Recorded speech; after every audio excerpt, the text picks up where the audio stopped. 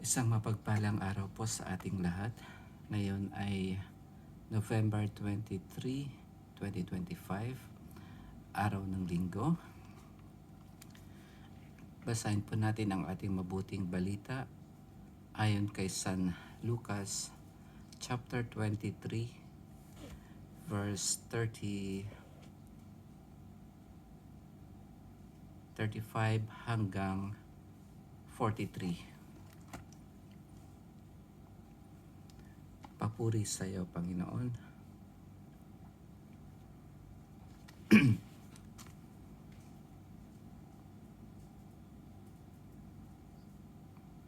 Ang mga tao'y nakatayo roon at nanonood.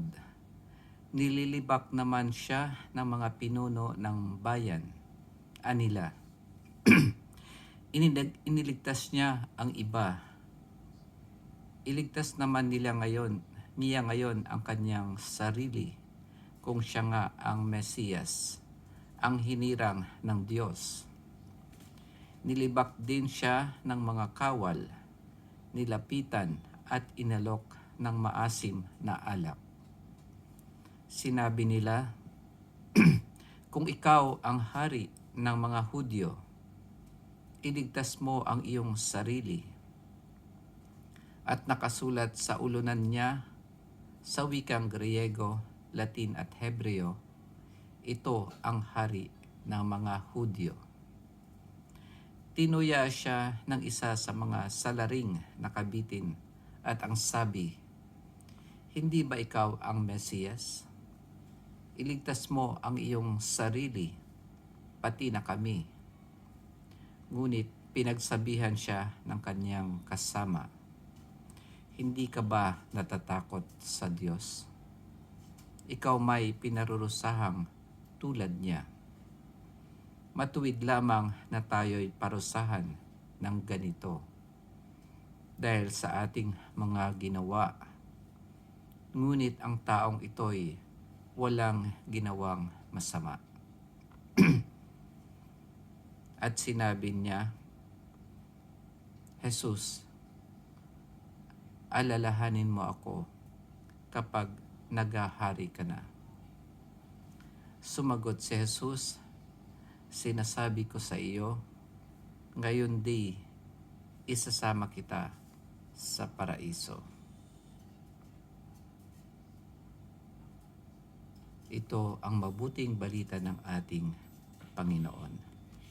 Pinupuri ka namin, Panginoong Hesukristo.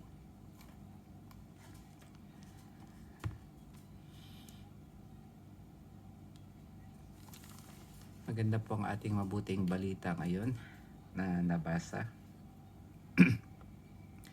Marami tayong pwedeng matutunan at maraming mga mensahe na pwedeng makuha sa binasa natin ngayong araw na ito. Ngayon po ay araw ng linggo at ipinagdiriwang po natin yung solemnity of Jesus as King. Yun yung sineselebrate natin. King of the universe. Dito sa ating nabasa ang mga panauhin dito ay mga tao na nakatayo roon, mga pinuno ng bayan, ang ating Panginoong Jesus at yung dalawang salarin o kaya yung mga magnanakaw. At dito ay nakita natin kung gaano siya inalipusta ng mga pinunong ng bayan.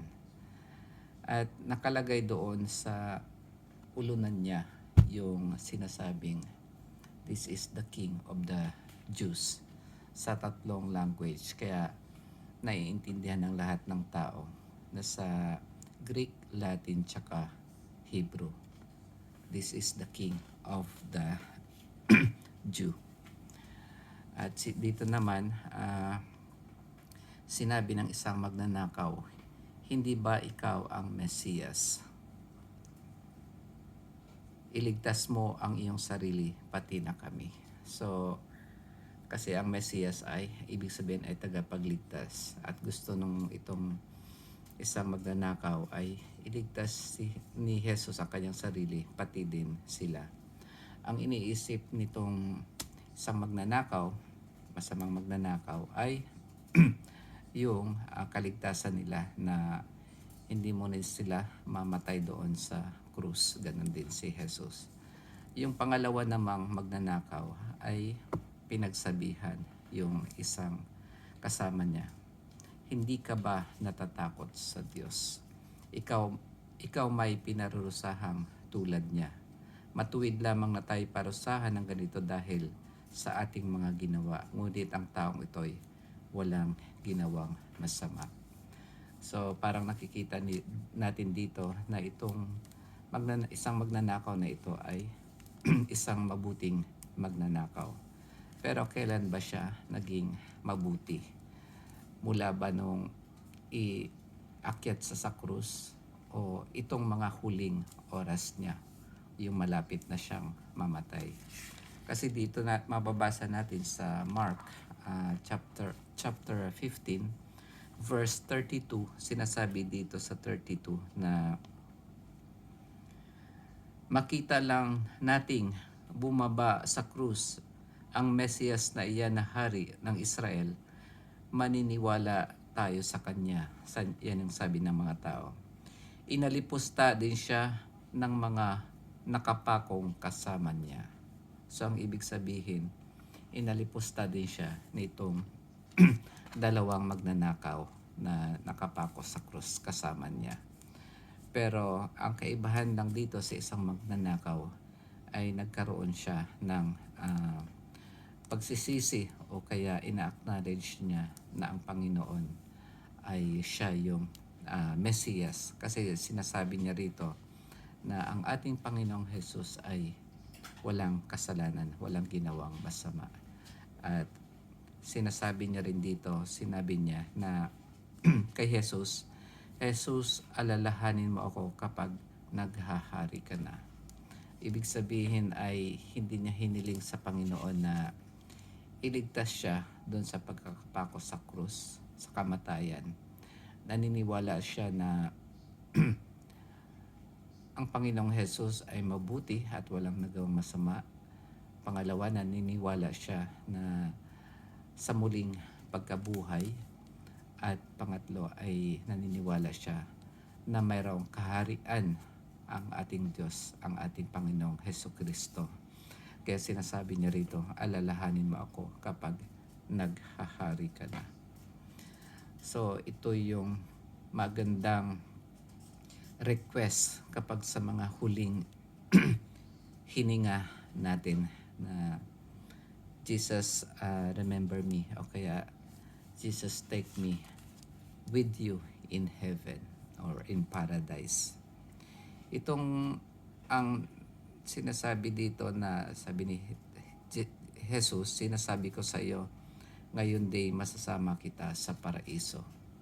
Ito yung sinasabing paradise. Dito ay isang term din dito ay bosom of Abraham. Kung maaalala nyo yung kwento ng pulubi na ang pangalan ay Lazaro, na nang namatay ay dinala doon sa bosom of Abraham.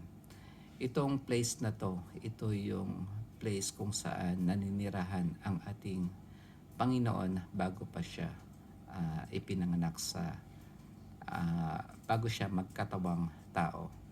At dito ay maraming nagsasabi na ang unang nakapasok dito sa paradise na ito ay itong mabuting thief o kaya good thief. Kaya kahit magnanakaw siya isang mabuting magnanakaw na siya rin yung unang nakapagnakaw ng paradise kung saan naninirahan ang ating Panginoon. At yun nga, sabi niya, ngayon day isasama kita sa paraiso. At ito yung mga inaantay natin na sa huling panahon ay dito rin tayo pupunta sa lugar na ito. So, ano pa yung magandang natutunan natin sa ating mabuting balita na ito na nabasa?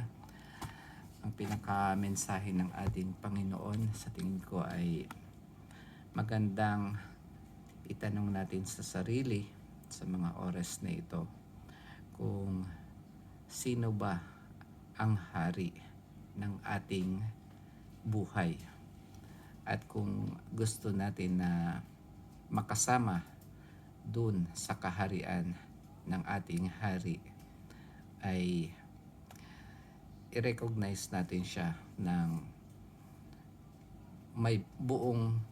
merong paggalang, katulad nung sa sinabi ng mabuting magnanakaw na fear of the Lord. Pangalawa ay aminin natin na tayo ay may mga kasalanan at ang ating kasalanan ay mayroong kaparusahan na kamatayan. At ang pangatlo ay maniwala tayo sa ating Panginoon. Tanggapin natin ang Panginoong Hesukristo bilang ating hari at tagapagligtas. Yun lamang po mga kapatid. Nawa ay meron kayong natutunan sa